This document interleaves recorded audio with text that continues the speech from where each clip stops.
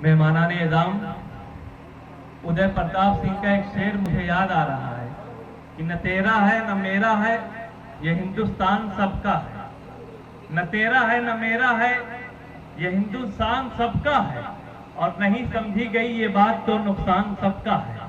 और जो इसमें मिल गई नदियां वो दिखलाई नहीं पड़ती महासागर बनाने में, मगर इंसान सबका है।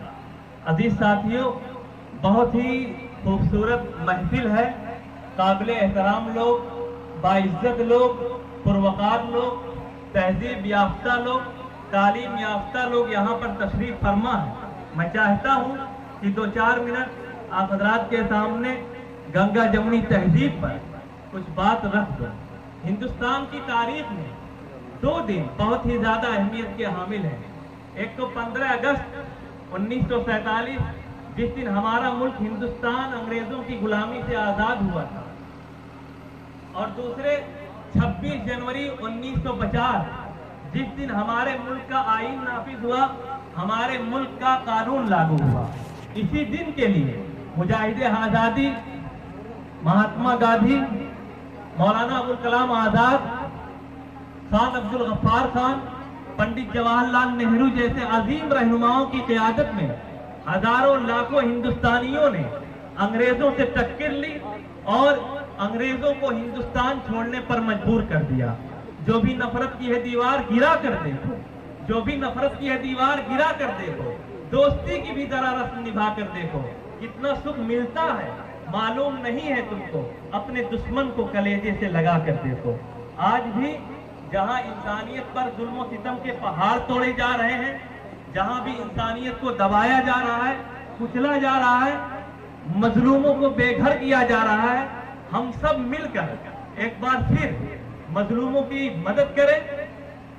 मैं इसलिए जिंदा हूं कि मैं बोल रहा हूं, मैं इसलिए जिंदा हूं कि मैं बोल रहा हूं। दुनिया किसी गूंगे की कहानी नहीं सुनती।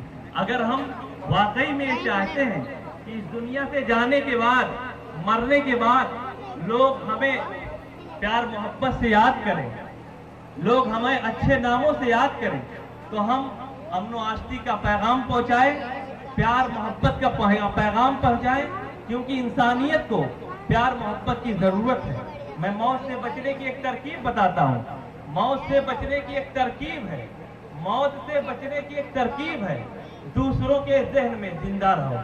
डॉक्टर अमर जलालपुरी ने कभी कहा था कि कोई भी फलसफा, कोई भी आइडियोलॉजी जिंदा ही नहीं रह सकती जिसकी बुनियाद नफरत पर हो।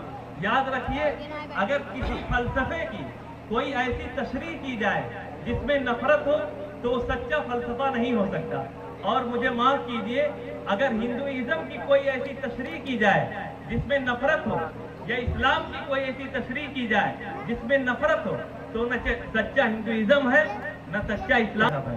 क्योंकि जहाँ रहमत है वही इस्लाम है, जहाँ करुणा है, जहाँ दया है, वही हिंदुइज्म की बुनियाद है।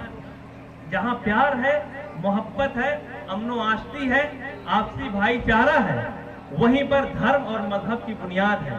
मजहब नहीं सिखाता आपस में बैर रखना, मजहब नहीं सिखाता आपस में बैर रखना। हिंदी हम वतन है हिंदुस्तान हमारा।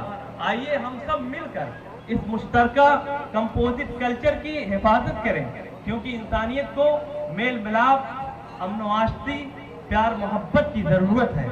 याद रखिए अजीज साथियों, सदियों से जब साथ रहे हैं, अब फिर क्यों तकरार करें। साथ जिएंगे साथ मरेंगे, आओ ये इकरार करें। तुम तलवार जमीन पर रख दो, हम भी खंजर रख दें। भाई भाई होकर भी एक दूसरे पर क्यों वार करें। नफरत से नफरत बढ़ती है, प्यार से प्यार बढ़ता है। आओ, नफरत से नफरत बढ़ती है, प्यार से प्यार बढ़ता है। समय मोहब्बत से आओ, रोशन ये संसार करें। हिंदुस्तान एक खूबसूरत गुलदस्ता है जिसमें मुख्तलिफ किस्म के फूल लगे हुए हैं।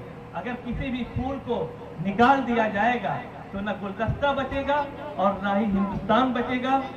आज के इस ईद मिलन सम्मेलन और समारोह के जरिए हम आपको मोहब्बत का पैगाम देते हैं।